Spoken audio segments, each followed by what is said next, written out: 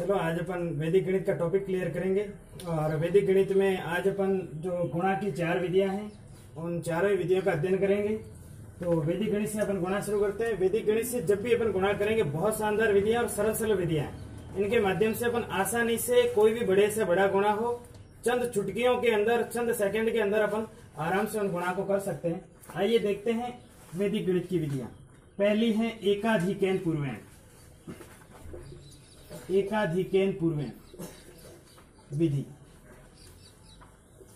नाम से स्पष्ट है। एक अधिक आगे वाला जो है एकाधिकैन पूर्वेण, यानी एक अधिक करो आगे वाले में।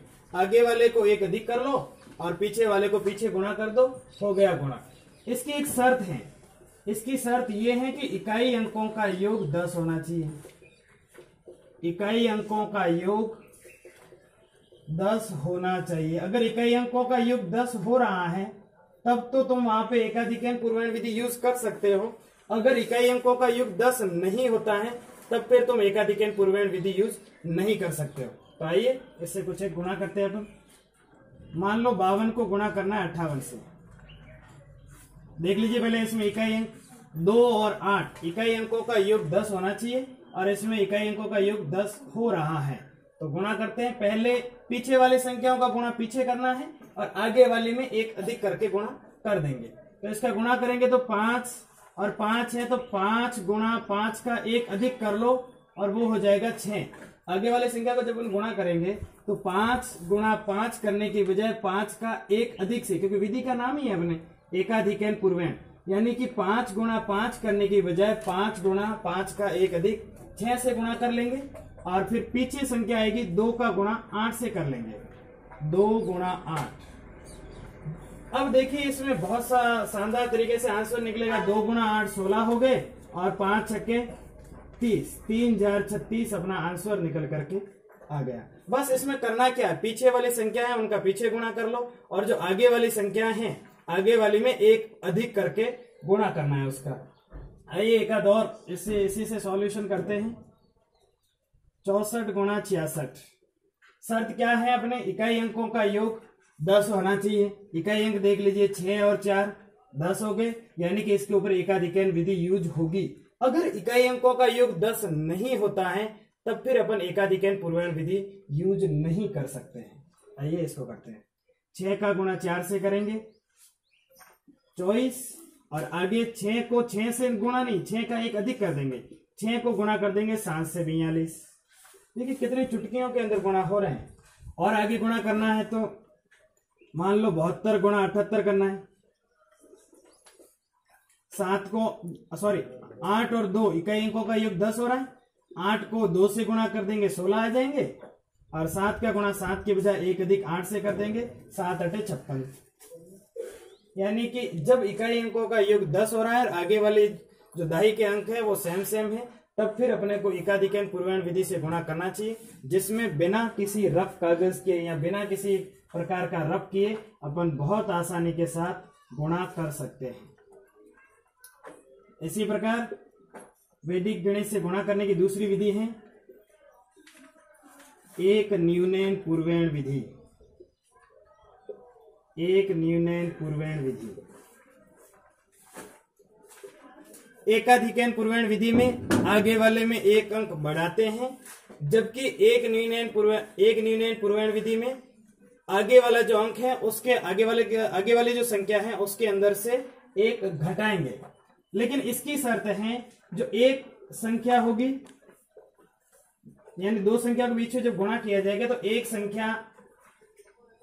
एक संख्या के सारे अंक 9 99 999 ये 999 में ही होंगे, तब ही एक न्यूनैन पूर्वेण विधि यूज करनी है, अन्यथा नहीं करेंगे। जैसे फॉर द एग्जांपल मैं बताता हूं 46 गुणा 99।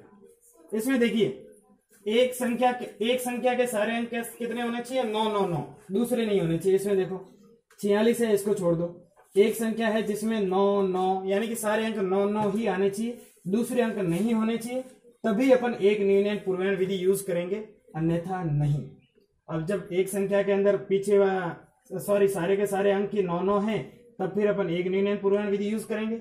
और इस विधि में एक न्यूनैन पूर्वैन यानी आगे वाला जो है उसके अंदर से एक घटा लेंगे।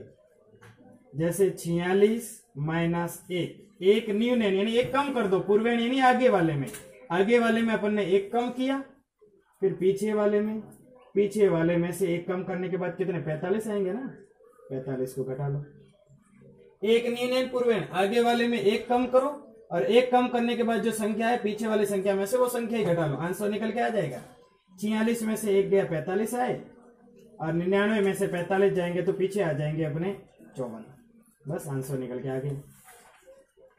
ज्यादा माथापड़ी करने की जरूरत नहीं है। एक न्यूनैन पूर्वैन विधि, अगर पीछे वाले अंक 9 9 9 हैं यानी कि ऐसे अंक है जिसमें सारे के सारे अंक 9 9 से ही हो रहे हैं, सारे के सारे अंक 9 9 ही हैं, तब फिर उस विधि के अंदर अपन आगे वाले के अंदर से एक घटाएंगे और पीछे वाले जैसे 99 हो 999 हो उसके अंदर से इस आगे वाली संख्या में से एक घटाने के बाद जो शेष रहता है उसको पीछे वाले अंक में पीछे वाली संख्या में से घटा लेंगे। जो घटाने के बाद दोनों में जो घटाने के बाद जो नीचे लिखा जाएगा वो ही आंसर होगा। तो अब दो विधियां अपनी पूरी हुई। एकाधिकैन पूर्वैन विधि, आगे वाले में एक अंक बढ़ा देंगे, एक न्यूनैन में आगे वाले में एक घटाएंगे और पीछे वाले में से एक घटाने के बाद जो संख्या है उसको घटा देंगे। अब बढ़ते हैं तीसरी विधि की तरफ।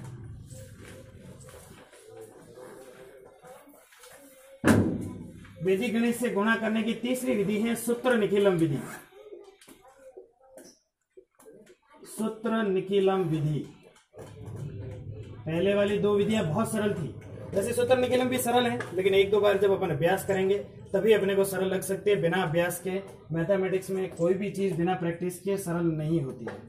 सूत्र निखिलम विधि से गुणा, पहले तो इसकी कुछ एक शर्तें बता देते हैं। इसमें जो भी आगे वाले अंक होंगे, जो दाही के हो चाहे सैकड़ा के अंक हो, वो सेम रहेंगे। आगे वाले अंक सेम रहेंगे और पीछे वाले अंक अलग अलग हो सकते हैं, उससे कोई लेना देना नहीं है। जैसे मान लो 52 को गुणा करना है 54 से, आगे वाले अंक देख लीजिए सेम रहेंगे। आगे वाले सेम भी हो सकता है, ऐसे भी हो सकता है जैसे 58 को 62 से गुणा करो, यानी एक आध का अंतर होगा, ज्यादा अंतर होगा नहीं इनके बीच में। जब सूत्र निखिलम विधि से अपन गुणा करेंगे तो अपने को कुछ एक चीजों की जरूरत पड़ेगी। एक तो अपने को जरूरत पड़ेगी आधार की, एक उपाधार की, एक विचलन निकालना है, विचलन अपन वैसे ही निकाल लेंगे। सूत्र निखिलम विधि से गुणा कर रहे हो तो उसके लिए पहले अपन संख्या इधर लिखेंगे, इधर लिख देंगे विचलन। संख्या कौन कौन सी अपनी, एक तो 52, दूसरी संख्या है 54। विचलन लिखने से पहले अपन आधार लेंगे। अगर 1 से लगा के 90 या 92 तक की संख्या है तो उसके लिए अपन आधार 10 लेंगे। अगर 100 के आसपास वाली या 100 से बड़ी संख्या है तो उसके लिए आधार अपन 100 रखेंगे। 1000 के आसपास वाली संख्या है तो अपन 1000 रखेंगे। 10,000 के आसपास वाली संख्या है तो उसका आधार 10,000 रख लेंगे। अब उपाधार कितना लें, देखिए आधार अपन ने 10 लिया, उपाधार कितना ले। उपाधार लेने के लिए इसके 52 के जस्ट पास वाली शून्य संख्या कौन सी है, 52 और 54 के। तो अपने को स्पष्ट पता है कि 52 और 54 के पास वाली जो शून्य संख्या है वो है 50, और इस आधार को 50 तक पहुंचाने के लिए किससे गुणा करेंगे, तो आधार को 50 तक पहुंचाने के लिए अपन 5 से गुणा करेंगे। 10 गुणा 5 कितने बन जाएंगे, 50 होंगे ना। तो इस आधार पे अपन आधार अपना 10 ले लेंगे और उपाधार 5। वैसे अपन शॉर्ट ट्रिक में ऐसे भी ले सकते हैं कि आगे जो अंक दिखता है वो अपने उपाधार ले लो, और आधार तो 90 तक की संख्या है उसके लिए 10 ले लो, और उपाधार लेना है तो आगे देख लो 5 है, उपाधार 5 ले लो। और विचलन वैसे ही लिख लो, पीछे कितने 2 हैं, ये आ गया विचलन 4 है, ये विचलन। लेकिन वैसे कई बार कंफ्यूजन हो जाते हैं, जैसे 58 और 60 ये संख्या दी हुई है तो उसमें दिक्कत होती है, तो इसलिए अपन ऐसे नहीं लेंगे। विचलन के लिए भी जो फॉर्मूला यूज करेंगे वो उसी हिसाब से लेंगे जिस हिसाब से अपने वास्तविकता के नियम है। तो विचलन निकालने के लिए आधार संख्या के अंदर से आधार उपाधार घटा देंगे, संख्या माइनस आधार गुणा उपाधार। अब देखिए संख्या है अपने पहली संख्या 52 है तो इसके अंदर से आधार गुणा उपाधार, आधार उपाधार का गुणा 50 हो रहा है। 52 में से 50 जाएंगे, पीछे रह जाएंगे 2, 52 का विचलन 2। उसी प्रकार से 54 का विचलन, तो 54 माइनस आधार उपाधार का गुणा 50, 54 माइनस 50 बराबर 4। वैसे अपन देखिए लिख लिया कि पीछे 2 है तो विचलन 2, पीछे 4 है तो विचलन 4, और आगे वाली संख्या 5 है तो उपाधार 5 ही लिख सकते हैं। लेकिन हो सकता है कई ऐसी संख्या जैसे 58 और 62, इसमें फिर क्या लिखे, आगे 5 भी है 6 भी है, तब फिर अपन इसलिए अपने को इसके बाद आधार रखना है तो 10 रखेंगे, उपाधार रखना है तब अपन करेंगे कि इस 58 और 62 के पास वाली शून्य संख्या कौन सी है, और इन दोनों के पास वाली जो शून्य संख्या है वो है 60। और जब शून्य संख्या 60 है तो आधार को 60 बनाने के लिए किससे गुणा करेंगे, 6 से करेंगे। और विचलन निकालेंगे तब क्या करेंगे, 60 जो संख्या है 58 माइनस आधार गुणा उपाधार 60, फिर अपना जो विचलन है वो माइनस में आ जाएगा, और उसी प्रकार से अपन आगे गुणा करेंगे। दो संख्या का गुणा है तो गुणा कैसे करना है, संख्या लिख लो, इधर विचलन लिख लो, पीछे करना है पीछे वाले संख्याओं का गुणा, 2 गुणा 4, पीछे कर दिया अपन ने पीछे वाली संख्याओं का गुणा, और आगे एक तो लो संख्या 52 प्लस दूसरी संख्या का लो विचलन, एक संख्या दूसरी संख्या का अपने को विचलन लेना है, 54 ले लो भले 2 ले लो, कोई भी लो दोनों में से, 54 एक संख्या दूसरी संख्या का विचलन, दोनों ही परिस्थिति देख लो, 52 प्लस 4 भी 56 होंगे और 54 प्लस 2 भी 56 ही होंगे। और इसको अपने गुणा करना है उपाधार से, उपाधार है अपना 5। अब गुणा कर लीजिए, 2 गुणा 4 8 हो जाएंगे, 52 और 4 56, 56 को अपने 5 से गुणा करना है, 56 को 5 से गुणा करेंगे तो 6 पंजे 30, 0 हासिल के 3 और 5 25 और 3 28। अब संख्या वैसे कि अगर यहाँ पे ये देखिए लाइन है, इस लाइन के पीछे उतने ही अंक रखेंगे जितने आधार में 0 है। यहाँ आधार में कितना 1 0 है, एक संख्या इस लाइन के पीछे रखनी है, और वैसे एक ही दी हुई है तो डायरेक्टली लिख लो 2808, अपना आंसर निकल करके आ जाएगा। तो इस प्रकार से अपने को आंसर निकालने हैं। ये थी अपनी सूत्र निकलन विधि, जिसमें कुछ एक चीजें जरूरी है, एक तो आधार जरूरी है, उपाधार जरूरी है और विचलन जरूरी है। आधार 90 तक की संख्याओं के लिए 10 लेंगे, और 90 से ठेठ 900 तक की जो संख्या होगी उसके लिए आधार 100 लेंगे, उससे बड़ी है तो 1000, और उससे बड़ी वाली तो इतनी बड़ी तो दिक्कत ही नहीं होती, इतनी बड़ी संख्याओं का गुणा करेंगे तो फिर कैलकुलेटर भी कर लेंगे। और विचलन ज्ञात करना है तो संख्या में से आधार गुणा उपाधार को घटा देंगे। अब बढ़ते हैं आगे वाली विधि की तरफ।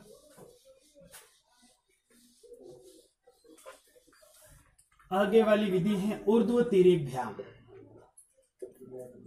नाम ही थोड़ा उल्टा पुल्टा है, ऊर्ध्व तिर्यक विधि। कईयों को तो इसका नाम भी याद नहीं रहेगा, लेकिन नाम नहीं, इसका काम ही देखना है। देखिए, जब ऊर्ध्व तिर्यक विधि से अपन गुणा करेंगे तो जो संख्या होगी उसके अंदर दोनों पक्षों में, जैसे 52 को अपन 552 से गुणा करना है, तो दोनों पक्षों के अंदर जो दो संख्याओं को गुणा कर रहे हैं उनमें अंकों की संख्या बराबर रहेगी। पहली चीज तो ये नहीं है तो बराबर करनी पड़ेगी अपने को। उसमें चरण बनेंगे, अगर 2 संख्या है तो 2 संख्याओं के लिए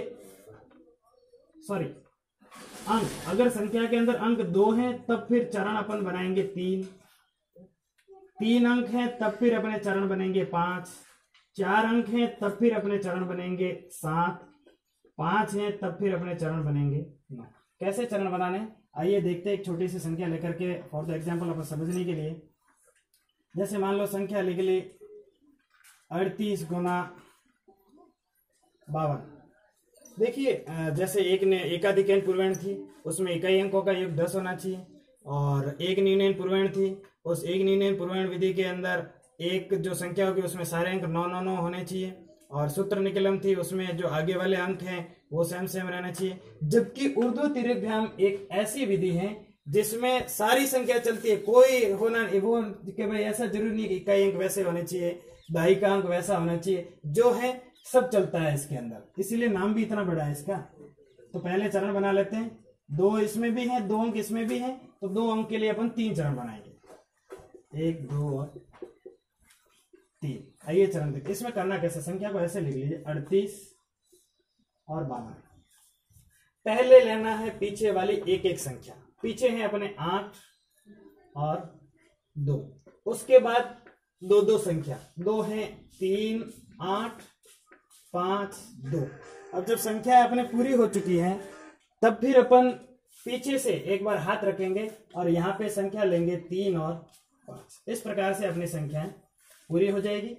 एक संख्या है तो सीधा गुणा, यहाँ भी एक संख्या सीधा गुणा कर लो, और डबल संख्या है तो उनका तिरछा गुणा अपन कर लेंगे। आइए गुणा करते हैं, 8 को 2 से गुणा करेंगे, 8 गुणा 2, यहाँ पे 3 को 2 से करेंगे, 3 गुणा 2, प्लस यहाँ पे ध्यान रखना निशान प्लस का लगेगा, 3 गुणा 2 करो उसके बाद प्लस का निशान, फिर 5 को गुणा करेंगे 8 से, और उसके बाद आगे 3 का गुणा 5 से अपन कर लेंगे। आगे गुणा करते जाइए। 8 को 2 से गुणा किया 16, 2 तिया 6, 6 और 8 पंजे 40, 46 और 3 पंजे 15। अब एक लाइन के पीछे अपने को एक ही इसमें उर्दू तिरिक विधि में आधार वाधार के जीरो नहीं देखे जाएंगे, सिर्फ ये देखा जाएगा कि एक लाइन के पीछे अपने को एक रखना है, बाकी के आगे भेजते जाओ। पीछे कितने 6 रह जाएंगे, यहाँ पे एक भेजेंगे आगे। एक जब आगे आएगा तो यहाँ 46 की बजाय कितने होंगे 47। 47 के सिर्फ 7 यहाँ रखेंगे, 4 को आगे भेज देंगे। जब 4 आगे आएंगे तो 15 और 4 हो जाएंगे 19, 15 प्लस 4 19 हो जाएंगे। और आगे के भेजने के लिए नहीं है तो 19 वैसे के वैसे लिख लेंगे और अपना आंसर निकल करके आ जाएगा। तो इस प्रकार से अपने ये वैदिक गणित से गुणा की 4 विधियां थी, चारों विधियां पूरी हुई। Thank you.